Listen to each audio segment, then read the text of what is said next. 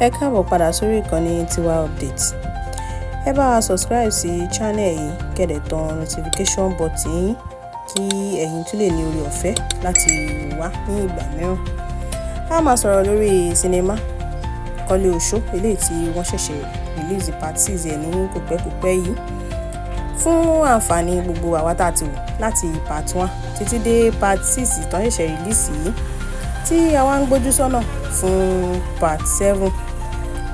Ẹ subscribe sí channel yìí, ẹ tan notification button yín nítorí kété tí fíìmù náà tó bá ti jáde, òun ni a ó ti ṣe update lórí ẹ̀ fún àwọn olólùfẹ́ wa tí wọ́n á sì lè rí wò ní yàjóyàjó.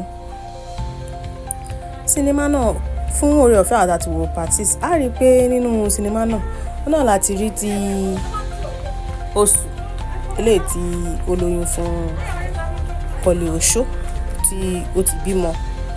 Torí nínú part 6 náà, part 5 láti rí tí ó ti sá lọ nígbà gbogbo tó wà lórí oyún náà. Gbogbo ní part 6 a rí pé ó ti bí ọmọ òun, a dẹ̀ rí bí ọmọ òun bó ṣe ń dàgbà, ṣe ló ń paradà, ló fi ń dàgbà, ló ń paradà, ló fi ń dàgbà.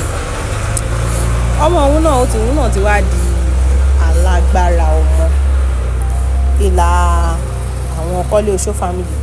Ó ti wá lójú tiẹ̀ náà o, kódà ó gbé wá láti ọ̀run ni, tó náà sì ti ní àdá, ìyẹn àdá agbára irú eléyìí tí Kọ́lé Oṣó fúnra rẹ̀ tó ní.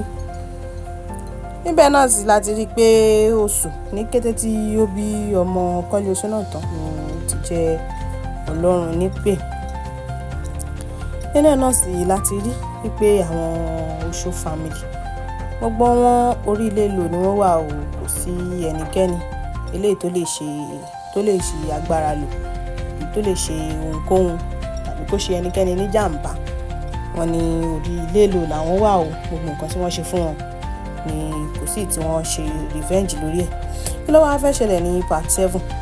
Ẹ subscribe.